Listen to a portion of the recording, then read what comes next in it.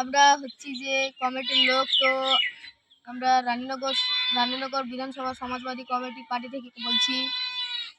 তো আজকে যে আমাদের ছিল ভোট গণনা, তো ভোট গণনা এখনো চলছে, অথবা কোনো কোনো জায়গায় অনেকগুলো শেষ হয়ে গিয়েছে। তো ভোট গণনার যে আমাদের যে মানে কে জিতলো এবং কে হেরে গেল, তো সেই জন্য আমরা কিছু আলোচনা করতে এলাম। আমরা আলোচনা করছি রানীনগর বিধানসভা কমিটি থেকে।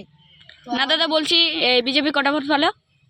বিজেপি আপনার ভোট পেয়েছে অনেকই, সেটা আমরা এই মুহূর্তে বলতে পারবো না। তো বিজেপির এখন কটা ভোট পেয়েছে এটা আমরা এই মুহূর্তে বলতে পারবো না। তো আমরা এটুকুই জানি যে বিজেপি মানে পাস করে গেছে। আর যে অপূর্ব সরকার টিএমসি মানে যে মমতা ব্যানার্জি তিনি কিন্তু ফেল করেছে। এখন বলা যাচ্ছে যে মমতা ব্যানার্জিকে আর সরকার হিসাবে রাখবেন না। আর মানে ভারতের যে সব কিছু সিদ্ধান্ত নিয়ে এখন মানে সব কিছু বিবেচনা করার পরে বলছে যে না দাদা, বলছি জুলফিকার কোথায় কোথায় জিতেছে এটা আপনি বলুন। হ্যাঁ, জুলফিকা এখনো জিতেনি। তো জুলফিকা জিতেনি। জুলফিকা হচ্ছে যে সিপিআইএম পার্টির যে জুলফিকা, তিনি এখন জিতেননি।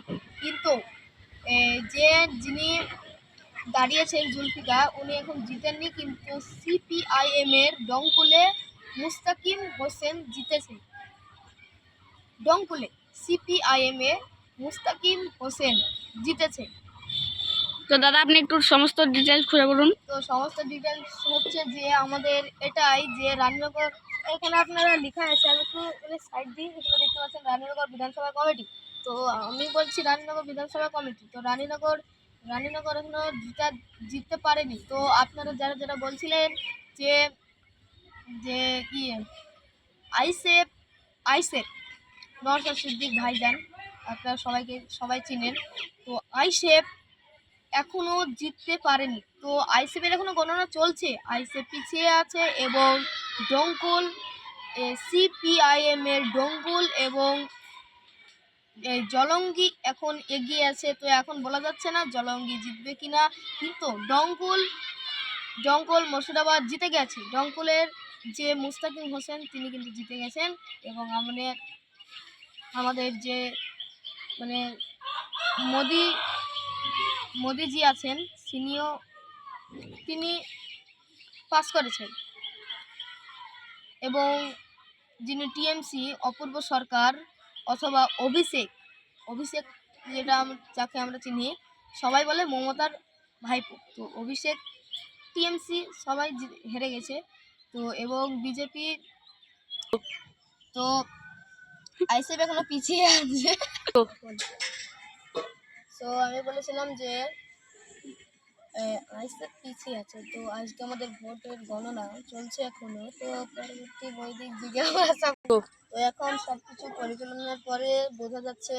তো দাদা বলছেন যে, এবং আমরাও বলছি যে যিনি আমাদের পশ্চিমবঙ্গের সরকার অথবা ভারতের সরকার, যিনি মমতা ব্যানার্জি, ওনাকে বাদ দেওয়া হবে সরকার থেকে। এবং আম জনতার উন্নয়ন পার্টিকে আপনারা সবাই চিনেন, যিনি হচ্ছেন হুমায়ুন কবির পাস করে গেছে। এবং হুমায়ুন কবির যে কথাটি বলেছিল আমি জিতার পরে যে 3,000 টাকা করে দেবো, সেটি দিবে না এখন আমাদের কোনো মানে নেই, কোনো আমরা পাইনি, রিপোর্ট পাইনি। তো রিপোর্টটা পেলে আপনাদেরকে সবাইকে জানানো হবে। আমাকে ফলো করুন এবং লক্ষ্য রাখুন। আমি রানীনগর সমাজবাদী কমিটি থেকে বলছি। টাটা। বলছি দাদা, বিজেপি কটা আসন পেয়েছে? বিজেপি আসন পেয়েছে আপনার ওই 250টা মতন, মানে 250 মতন আসন পেয়েছে। সিপিএম আপনার ওই তো আপনার 140টার মতো সিপিএম পেরেছে। মানে সিপিএম ধরেন আমাদের এই থেকে বাদ হয়ে গেছে, সিপিএম জিততে পারেনি, একটা কথাই যেটা আমরা। তো আপনারা লক্ষ্য করুন, চোখ রাখুন। আমি টিভি চ্যানেল, আমি ফয়সাল। তো আর কিছু তথ্য নিয়ে আপনাদেরকে সাহায্য করব পরবর্তী ভিডিওতে। তো এখন যেগুলো আমি বলতে চলেছি, তো আমি এখন যেগুলো বলছি, তো আপনারা শুনবেন এবং মন দিয়ে দেখবেন এখন কি হতে চলেছে, কি হবে, ভারতে কি চলছে, কোথায় কি হচ্ছে, কোন জায়গায় কোথায় ভোট চলছে, কোথায় গণনা চলছে সেটা আমরা জানাবো।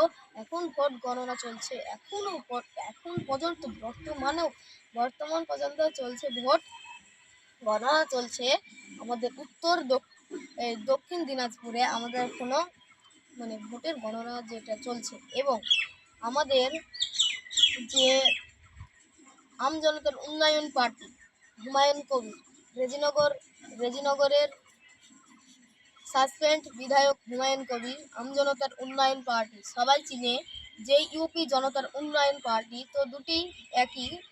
আমাদের যিনি এবার ভোটে দাঁড়িয়েছিলেন মেজবাবুল, যিনি তিনজন দাঁড়িয়েছিলেন, হুমায়ুন কবির, মেজবাবুল এবং ব্যারিস্টার। তো ওরা তিনজনই মুসলিম। তো যারা যারা ওদেরকে ভোট দিয়েছেন, তো তারা খুবই কৃতজ্ঞ ওদের কাছে। তো আমাদের যে মমতা ব্যানার্জি আছেন, যে পশ্চিমবঙ্গের যে সরকার মমতা ব্যানার্জি, তিনি বলেছিলেন ভোটের আগে যে আমাকে যদি ভোটে না জিতায় তাহলে আমি মানে যে মেয়েদেরকে যে লক্ষ্মীর ভাণ্ডার, পিএমপি সিএমপি সব বন্ধু ওইসবগুলো দেয়, আমি দিব না। তো মমতা এখন জিততে পারেনি। তো এখন মমতা ব্যানার্জিকে বলা হচ্ছে যে আপনাকে সরকার থেকে বাদ দেওয়া হবে, সরকার অন্য জনাকে করা হবে। কাকে? সেটা হচ্ছে আমাদের যে মোদিজি মোদিজি মোদিজিকে বলা হবে আমাদের যে সরকার, তাকে বাদ দিয়ে অন্যজনকে সরকার করা এবার হবে। বলছি দাদা, কংগ্রেস যেমন কটা বুথ রাহুল পেয়েছে? গান্ধী। হ্যাঁ বলুন। কংগ্রেস কটা বুথ পেয়েছে? হ্যাঁ, কংগ্রেস তো আপনার ওই 300টা মতন ভোট পেয়েছে। কংগ্রেস পাস করে গেছে। কংগ্রেস পাস